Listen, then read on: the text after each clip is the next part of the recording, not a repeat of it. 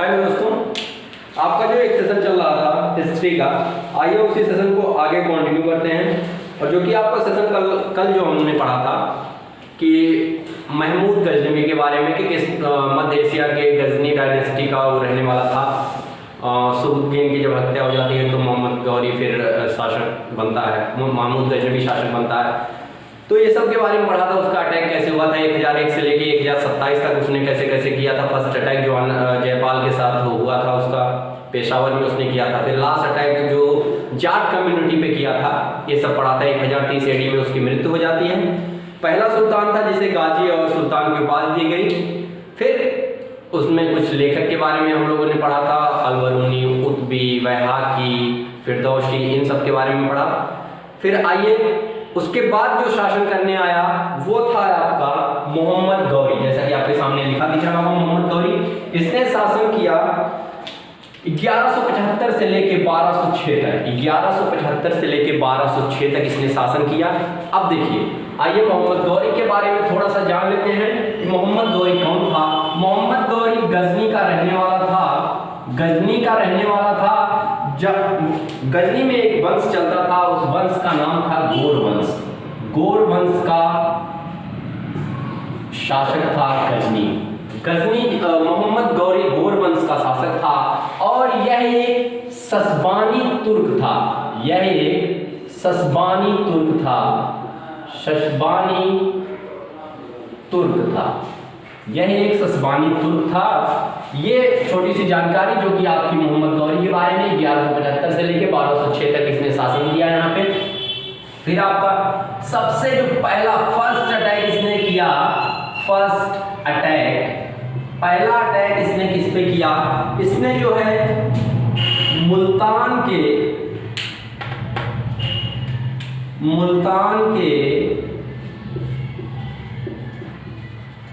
कमाती मुस्लिम्स पर, मुल्तान के कमाती मुसलमानों पर पहला आक्रमण किया। मुसलमानों पर पहला आक्रमण किया 1175 में। कमाती मुसलमान जो कि मुल्तान के थे उन पर इसने अपना मोहम्मद गौरी ने पहला आक्रमण किया 1175 में। इसके बाद इसने अपना अगला आक्रमण किया ही अटैक्ड ऑन गुजरात पर इसने आक्रमण किया। कहां पर? गुजरात पर आक्रमण किया। गुजरात पर जब ये आक्रमण करता है तो उस समय वहां का रूलर अर्थात वहां का शासक था, वहां पे शासक कौन था? भीम द्वितीय। भीम द्वितीय या फिर इसी भीम द्वितीय को हम लोग मूलराज द्वितीय के नाम से जानते हैं। मूलराज द्वितीय, इसके साथ इसका युद्ध हुआ। इसके बाद फिर इसका 1178 में मूलराज द्वितीय के साथ इसका युद्ध होता है। मूलराज द्वितीय के साथ इसका युद्ध होता है और ये युद्ध में मोहम्मद गौरी हार जाता है। और ये युद्ध हुआ था आपका कहां पर? माउंट आबू। माउंट आबू में, ठीक है। माउंट आबू में मूलराज द्वितीय ने मोहम्मद गौरी को हरा दिया। फिर इसके बाद मोहम्मद गौरी अपना अगला आक्रमण करता है और ये जो है सिंध और कश्मीर पर विजय प्राप्त कर लेता है। सिंध और कश्मीर पर अधिकार करता है, ठीक है। देखिए, सबसे पहला अटैक उसने 1175 में किया। 1175 में मुल्तान के जो कमाती मुसलमान थे उस पे उसने आक्रमण किया। फिर इसने अपना अगला अटैक 1178 में जो कि गुजरात में किया। उस समय वहां का जो शासक था भीम सेकंड। इसी भीम सेकंड को हम लोग मूलराज द्वितीय के नाम से जानते हैं। फिर से इसका युद्ध होता है मूलराज द्वितीय के साथ 1178 में और वहां माउंट आबू में मूलराज द्वितीय ने इसको हरा दिया। फिर अगला अटैक ये जो है 1179 में करता है जो कि आपका है सिंध और कश्मीर पर उस समय इसने अधिकार कर लिया, ठीक है। इसको आप लोग नोट डाउन कीजिए। फिर इसके बाद इसके अगले आक्रमण के बारे में बात करते हैं।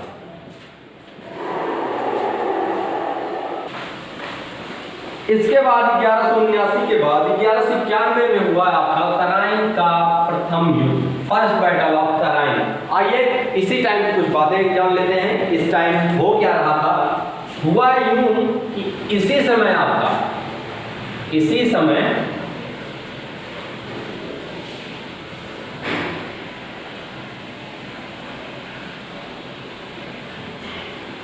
समय आपका जो है नॉर्थ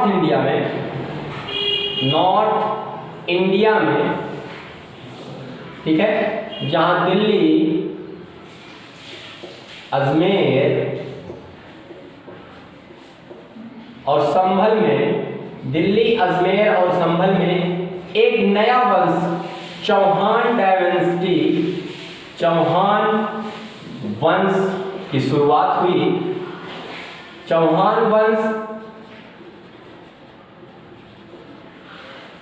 चौहान डायनेस्टी, ठीक है। इसी समय में जब तराई का विकसित हुआ, इसी के दौरान जो है एक नई डायनेस्टी जो आपकी नॉर्थ इंडिया में चल रही थी उस समय, चौहान डायनेस्टी, जिसका रूलर हुआ करता था पृथ्वीराज चौहान। जिसका रूलर हुआ करता था कौन? पृथ्वीराज चौहान। रूलर अर्थात शासक, जिसपे रूलर शासन कौन करता था वहां का? वो था आपका पृथ्वीराज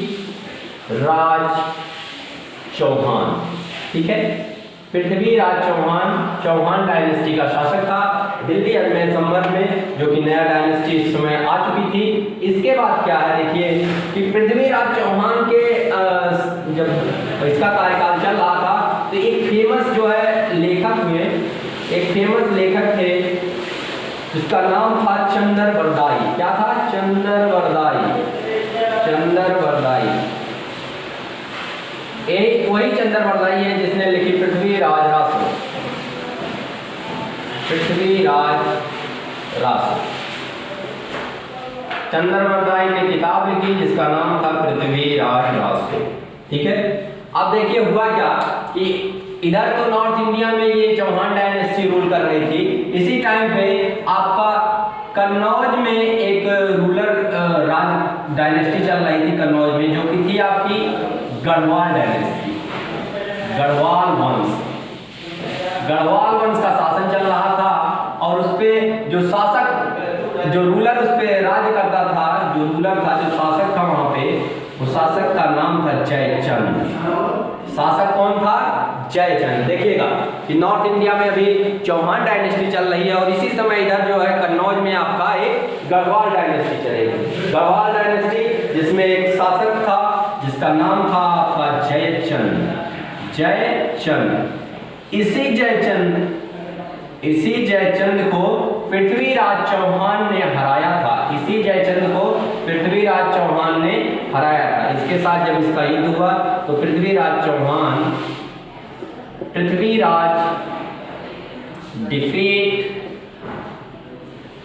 डिफीटेड जयचंद, ठीक है। पृथ्वीराज चौहान ने जयचंद को हरा दिया। अब देखिए होता क्या है कि जयचंद की एक बेटी थी संयोगिता, ठीक है। इसकी जयचंद की डॉटर संयोगिता थी। होता क्या है देखिए, इतिहास में जितनी भी लड़ाइयाँ लड़ी गई हैं, जितने भी आज तक कोई भी वो देखी गई है, तो उसमें क्या आता है कि स्त्रियों का हाथ जरूर रहता है, ठीक है। तो क्या हुआ कि जो संयोगिता थी उससे क्या होता है, आपका पृथ्वीराज चौहान के साथ प्यार हो जाता है। पृथ्वीराज चौहान को संयोगिता से लव हो जाता है और ये जो है इससे शादी कर लेते हैं। क्या कर लेते हैं? मैरिज। अब देखिए इसके पिताजी को इन्होंने हराया था और संयोगिता से इनका प्यार हुआ, तो पृथ्वीराज चौहान ने संयोगिता से शादी कर ली। अब यहाँ पे बहुत ही देखिए खतरनाक मोड़ लेने वाला है ये युद्ध। होता क्या है कि जयचंद तो अपने युद्ध में हारा था तो वो बदला लेने की सोच रहा था। उसके बेटे के साथ पृथ्वीराज चौहान को प्यार होता है और उससे जो है शादी कर लेते हैं। होता क्या है कि इसका जो पिताजी थे, संयोगिता के जो पिताजी थे, मतलब जयचंद जो था, वो नहीं चाहता था कि मेरी बेटी की शादी पृथ्वीराज चौहान से हो। तो ये क्या करता है कि ये जो है मोहम्मद गौरी का साथ देगा। यहाँ पे किसका साथ देगा? मोहम्मद गौरी का साथ देगा। आइए देखते हैं कैसे जयचंद ने मोहम्मद गौरी का साथ दिया।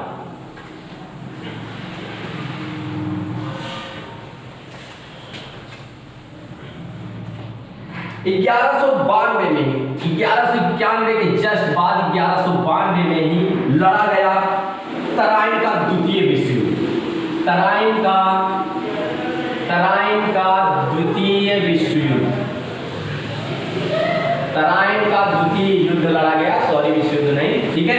तराइन का दूसरा युद्ध किसके बीच लड़ा गया? पृथ्वीराज चौहान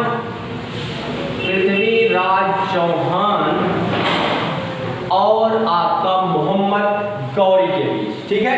पृथ्वीराज चौहान और मोहम्मद गौरी के बीच लड़ा गया और इसमें क्या कहा गया कि कई लेखक लिखते हैं कि पृथ्वीराज चौहान की हत्या हुई, पृथ्वीराज चौहान की हत्या कर दी गई, ठीक है। पृथ्वीराज चौहान और मोहम्मद गौरी के बीच ये युद्ध हुआ, मोहम्मद गौरी, जिसमें जो है मोहम्मद गौरी जीतता है और ये जो है पृथ्वीराज चौहान की हत्या करवा देता है।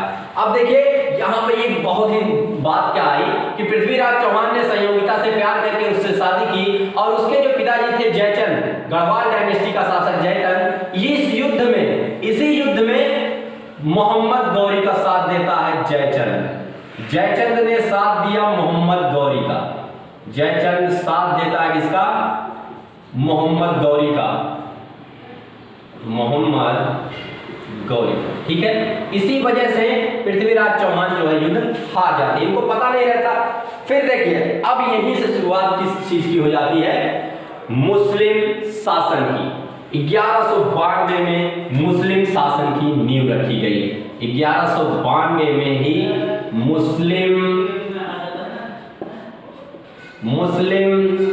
शासन की शुरुआत हुई, मुस्लिम रूल स्टार्टेड, ठीक है।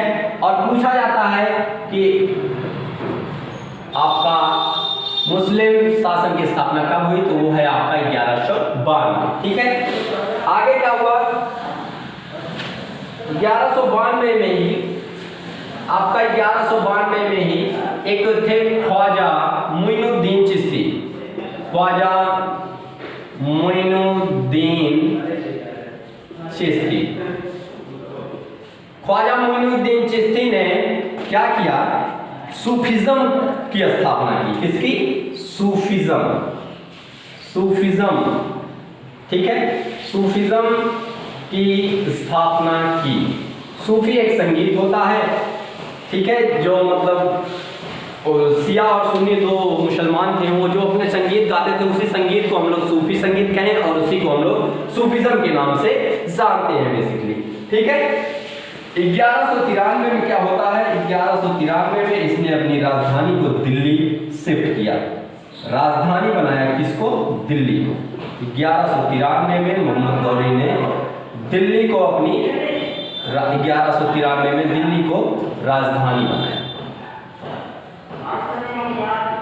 ठीक है। इसको आप लोग नोट कीजिए, फिर इसके अगले पॉइंट पे आते हैं।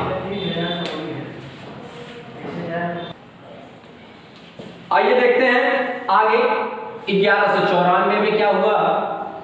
तो 1194 में फेमस युद्ध लड़ा गया, बैटल ऑफ चंदावल, बैटल ऑफ चंदावल। चंदावल का युद्ध लड़ा गया और ये युद्ध किसके किसके बीच लड़ा गया? जरा ध्यान दीजिएगा इस बात को। चंदावल का युद्ध कहने का मतलब है कि दोस्ती उसी से करो जो तुम्हारा साथ हमेशा निभाए। तो ये इन लोगों से दोस्ती करने का कोई अभिप्राय नहीं था, क्योंकि ये भारत को लूटने ही आए थे। तो जयचंद ने इसका साथ दिया था पृथ्वीराज चौहान को हराने में, लेकिन जो चंदावल का युद्ध लड़ा गया वो मोहम्मद गौरी और जयचंद के बीच में ही लड़ा गया। मोहम्मद गौरी और किसके बीच में? जयचंद के बीच में। मोहम्मद गौरी और जयचंद के बीच में युद्ध लड़ा गया, जिसमें मोहम्मद गौरी ने जयचंद को हरा दिया और इस जयचंद की हत्या करवा दी, हत्या करा दी, ठीक है। ये हार गया, जयचंद हारा था इस युद्ध में, ठीक है। इसके बाद आपका आएगा कि मोहम्मद गौरी जो था उसके मोहम्मद गौरी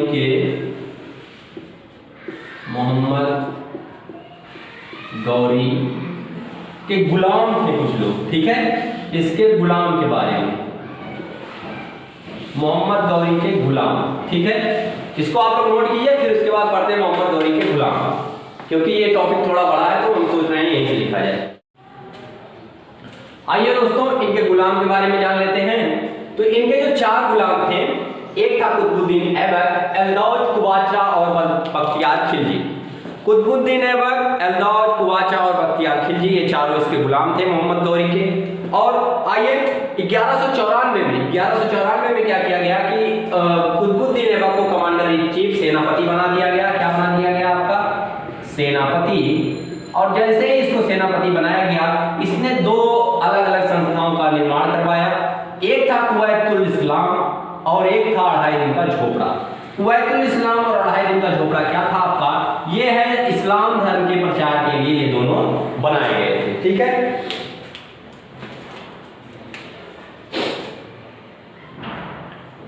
आइए देख लेते हैं कुतुबुद्दीन ऐबक, इसका जो गुरु था, गुरु कौन था इसका? तो गुरु था इसका कुतुबुद्दीन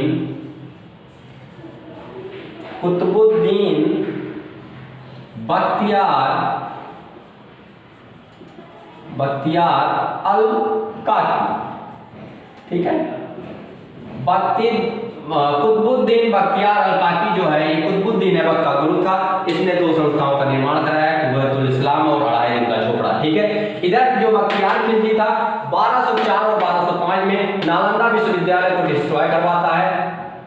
ठीक है, नालंदा विश्वविद्यालय को तोड़ देता है। ठीक है, और ये जो नालंदा विश्वविद्यालय है वो वर्तमान भारत का सबसे प्राचीन विश्वविद्यालय है। ठीक है, इस नालंदा विश्वविद्यालय का निर्माण किसने करवाया था? तो 413 में जो है गुप्ता डायनेस्टी के जो एक रूलर हुआ करते थे कुमारगुप्त, इन्होंने नालंदा विश्वविद्यालय का निर्माण करवाया था। इसको आप लोग लिखिए, फिर आगे की बात करते हैं। जैसे कि यहाँ पे एक बात आ गई कि वर्तमान भारत का सबसे प्राचीन विश्वविद्यालय है। ठीक है, तो लेकिन सबसे पुराना विश्वविद्यालय इंडिया का क्या है? ये वर्तमान भारत का है, लेकिन सबसे पुराना क्या था? वो था आपका तक्षशिला। ये सबसे पुराना विश्वविद्यालय है। ठीक है, जो कि प्रेजेंट में है पाकिस्तान। आइए आगे देखते हैं। 1199 से 1229 के बीच में क्या हुआ था आपका? इसमें 1199 में स्टार्ट हुआ है आपका बहुत ही फेमस, आप लोग जान रहे होंगे, कुतुब मीनार। जो आपका कुतुब मीनार है, कुतुब मीनार 1192 में इसके बनाने की शुरुआत की गई। 4 शासक इसके साथ जुड़े हुए हैं। ठीक है, 4 शासक इसके साथ जुड़े हुए हैं, जो कि 73 मीटर की है आपकी, 73 मीटर की है। 1229 में इसका निर्माण पूरा किसने करवाया था? इल्तुतमिश ने इसका निर्माण पूरा कराया। ठीक है, अब आइए, जब कुतुब मीनार की जिक्र हो गया तो बता देते हैं उन 4 शासकों के बारे में, जिनका जैसे ये आपका मान लीजिए कुतुब मीनार है। ठीक है, इस कुतुब मीनार में आपके 4 फेजेस, 1 2 3 4। ठीक है, अब देखिए जो सबसे नीचे जो सबसे पहला फेज था, इसको किसने पूरा करवाया था? इसको करवाया था कुतुबुद्दीन ऐबक ने। कुतुबुद्दीन ऐबक। ठीक है, तो सबसे पहला फर्स्ट स्टोरी पहली मंजिल का निर्माण किसने करवाया? कुतुबुद्दीन ऐबक ने। ठीक है, इसके बाद आपका आता है दूसरा, तीसरा, चौथा, पांचवा। इसका निर्माण फिर करवाया किसी और ने। इसका निर्माण करवाया था आपका इल्तुतमिश ने। किसने? इल्तुतमिश ने बाकी का निर्माण करवाया। किसी भी प्राकृतिक आपदा की वजह से क्या हुआ कि ऊपर के 2 पिलर्स टूट गए। ठीक है, ऊपर के 2 पिलर टूट गए। तो 1369 में एक शासक था आपका फिरोज शाह तुगलक। ठीक है, फिरोज शाह तुगलक। इस फिरोज शाह तुगलक ने जो किसी प्राकृतिक आपदा की वजह से ऊपर की जो दो मंजिल टूट गई थी उसका पुनर्निर्माण करवाया। फिर बात क्या आएगी कि इसके बाद एक शासक आया आपका सिकंदर लोधी, सिकंदर लोधी, ठीक है। इस सिकंदर लोधी ने इसका रिनोवेशन करवाया, रिनोवेशन, ठीक है, मतलब कि इसको फिर से एक बार व्यवस्थित करवाया, जो कि था आपका 1489 से 1517 के बीच में, ठीक है। सिकंदर लोधी का शासक था, इसने इसका रिनोवेशन करवाया। तो ये थे आपके जो है कुतुब मीनार से जुड़े हुए 7 शासक। पहली स्टोरी का कुतुबुद्दीन ऐबक, फिर उसके बाद बाकी के 4 जो मंजिल थे उसको इल्तुतमिश ने बनवाया। किसी प्राकृतिक आपदा की वजह से ऊपर की 2 मंजिलें टूट गई तो फिर शाह तुगलक ने 1369 में इसका पुनर्निर्माण करवाया। सिकंदर लोधी जो कि 1489 से 1517 के बीच में शासक किया, इसने इसका रिनोवेशन करवाया। ये 4 शासक थे। 73 मीटर लंबी ये कुतुब मीनार है, ठीक है। तो एक और इसी के पास में मीनार है जो है आपका अलाई मीनार,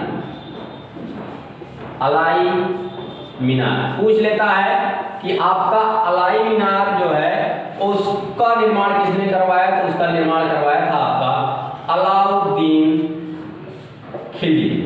किसने? अलाउद्दीन खिलजी। तो ये था आपका मोहम्मद गौरी के विषय में। आज हम लोग मोहम्मद गौरी के विषय में बात किए। आगे जब हम लोग स्टार्ट करेंगे दिल्ली सल्तनत, गुलाम वंश से शुरुआत करेंगे, ठीक है। तो ये सारी चीजें आप लोग याद कर लीजिए। वनडे एग्जाम के लिए परफेक्ट आपको सारा कुछ एकदम परफेक्ट एक्यूरेट मिलेगा, कहीं भी बाहर जाने की आवश्यकता नहीं, ठीक है। सब कुछ यहीं से मिलेगा। बहुत बहुत धन्यवाद।